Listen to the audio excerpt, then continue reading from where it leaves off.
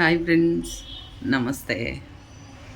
నా ఫాలోవర్స్కి, వీడియోస్ చూసే వాళ్ళకి, లైక్స్ ఇచ్చే వాళ్ళకి, సబ్స్క్రైబ్ చేసుకున్న వాళ్ళకి thank you very much friends. నేను బ్రతికున్నంతవరకు మీకు రుణపడి ఉంటా ఫ్రెండ్స్.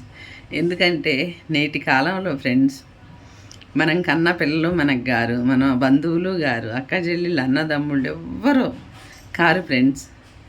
ఎవరైతే ఆపదలో ఆదుకుంటారో వాళ్ళే దేవుళ్ళు, వాళ్ళే ఫ్రెండ్స్, వాళ్ళే రక్త సంబంధికులు ఫ్రెండ్స్. నేటి కాలంలో బంధాలు కనుమరుగైపోతున్నాయి ఫ్రెండ్స్. జంతువులు ఎట్ట కనుమరుగైపోయినాయి, అట్లా బంధాలకు విలువ లేకుండా పోతుంది.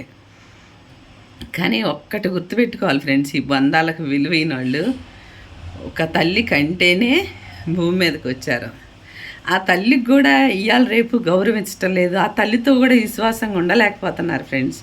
ఎందుకు అవుతున్నాయి అనేది మనకు తెలియదు, కానీ చూస్తుంటే వింటుంటే చాలా అంటే చాలా ఇది అయిపోతుంది. ఏ బంధాలకి విలువ లేకుండా పోతుంది. కానీ ఒకళ్ళని అంటానికి లేదు.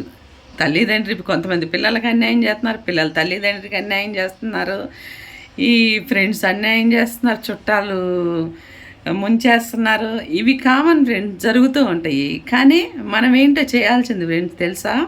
మన ఆపదలో ఎవరు ఆదుకున్నారు, మన ఆకలిని ఎవరు గుర్తిస్తున్నారు, మన కష్టాన్ని ఎవరు గుర్తించి మనల్ని ఆదుకుంటున్నారు, అట్లాంటి మనుషుల్ని ఫ్రెండ్స్ మనం బ్రతికున్నంత వరకు లైఫ్లో ఇడిచిపెట్టుకోకూడదు.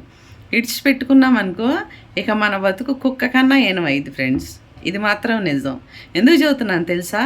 ఈ బంధాలకు విలువ లేకుండా, ఈ బంధాలకు కనుమరుగైన టైంలో ఎవరైతే మన అవసరాలను గుర్తించి ఆపదలో ఉంటే ఆదుకుంటున్నారో వాళ్ళే నిజమైన దేవుళ్ళు ఎవరికైనా ఫ్రెండ్స్, చెప్తున్నాను.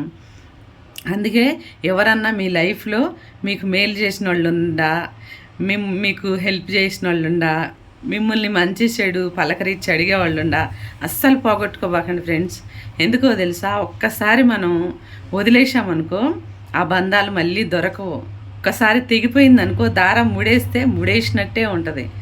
అది కూడా అంతే ఫ్రెండ్స్, బంధము అతకదు అసలు.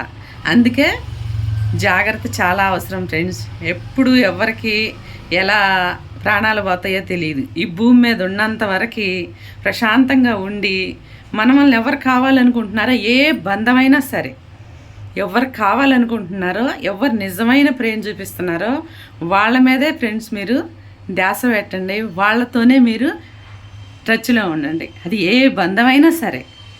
ఇది ఆరోగ్యానికి మంచిది ఫ్రెండ్స్, మన లైఫ్కి మంచిది. మనం దుఃఖపడకుండా ఉంటాము.